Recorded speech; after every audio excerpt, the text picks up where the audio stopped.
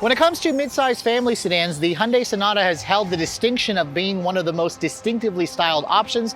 That title got even more apparent when Hyundai introduced the all-new 8th generation back in 2020.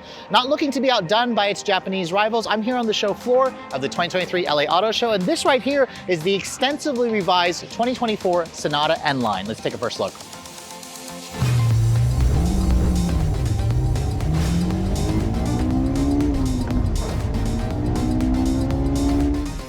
Now, before we start talking about the extensively changed exterior, let me go ahead and remind you guys what's powering the 2024 Sonata. Now, the 2023 model used to offer a choice of 4 different powertrains. Hyundai has simplified it slightly by discontinuing one of the engines, a 1.6-liter gasoline direct injection turbo. This model here, however, is the one for enthusiasts. It's the N-Line, which means it has the company's 2.5-liter gasoline direct injection turbocharged 4-cylinder connected to an 8-speed wet dual-clutch transmission with front-wheel drive.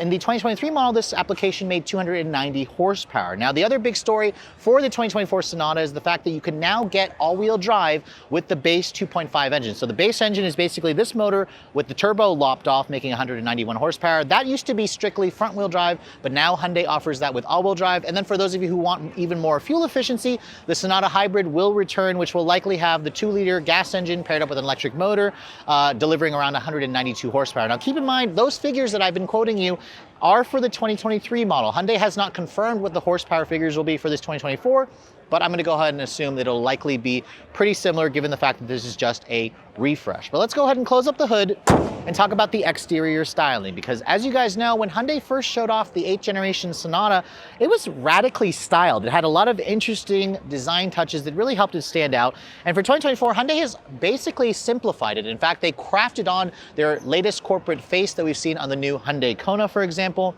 You have this kind of interesting full LED light bar that reminds me a lot of the new Kona, where it has almost like these pixels. It's got the new Hyundai logo, of course, and it's just a little bit more streamlined. It kind of merges over with the hood really nicely. The headlights also have been completely redone, where they're now separated from the actual LED daytime running light. It has a reflector style housing with an LED style for the turn signal down here. You can see the N-Line model includes a little bit more of an aggressive front splitter with the N-Line badge. But let me know in the comment section below what you guys think of the refresh. I actually think the pre-refresh model, in my eyes, was more distinctive. This looks a little bit too much like the rest of the Hyundai family, and I really liked how different, how the 2023 model really stood out. It just kind of helped to make the Sonata look even more sporty and even more stylish. Now, looking at the side profile, you can see because it's a heavy refresh, dimensionally it should stay pretty much the same, which means you have a 111-inch long wheelbase. It's around 192 inches long. You can see the wheels on this N-Line actually are probably my favorite change with this model. I really love the way these 19-inch wheels look with the directional pattern,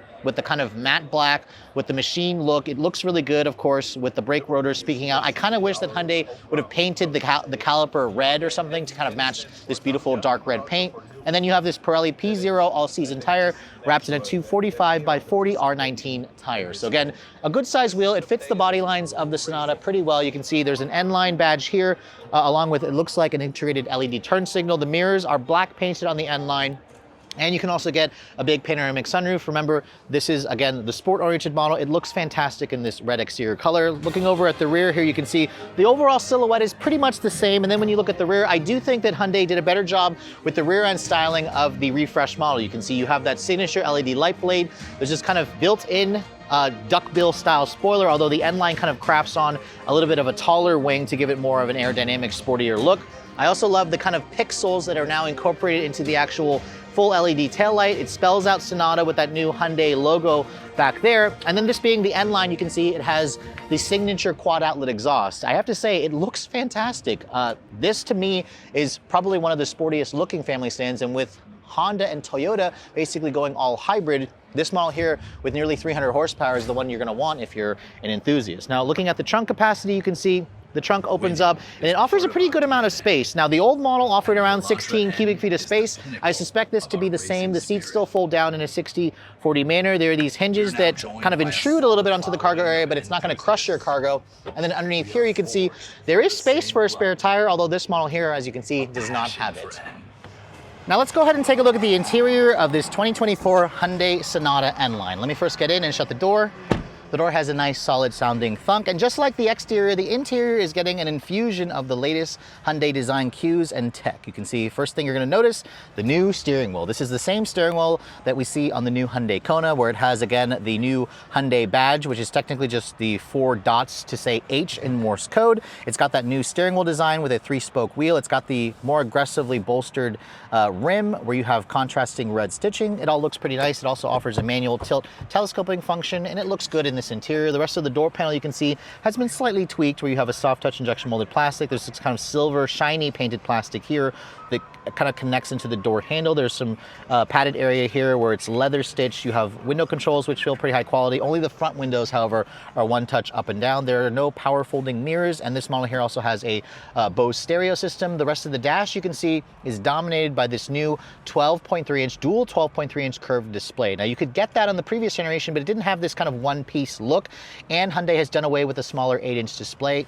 And you also get the latest version of Hyundai's infotainment system. So now this includes wireless Apple CarPlay and Android Auto. It also has a function that it's called Hyundai Car Pay, where you can essentially use your car almost like Apple Pay, where you can pay for things at a drive-through, for example. It doesn't work in the US just yet, but Hyundai says it's going to very soon. You can also see over here on the rest of the dash, there's some beautiful ambient lighting behind or underneath the actual twin LCD displays. There's this kind of red accent going into the vents where this has this kind of carbon fiber look. There's some nice padded material here with the contrasting red stitching on the dashboard, which is nice. You have dual zone climate control here, of course, with actual hard buttons for volume and for tuning. And then down here you can see nice storage area. We have 2 USB-C charging ports, a wireless phone charging pad. Your drive mode selector is here, where you can push that button to cycle between different modes. And then Hyundai has moved the transmission selector to here on the steering column, where you also still have paddle shifters as well.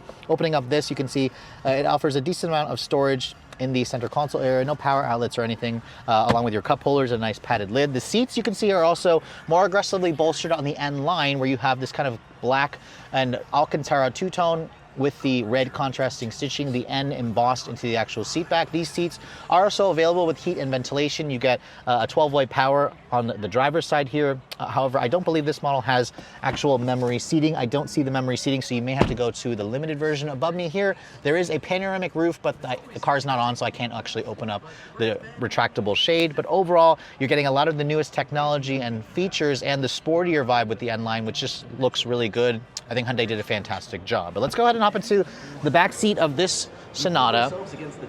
And this is where the Sonata does have a little bit less space than some competitors. Now, in terms of the legroom, let me get back here.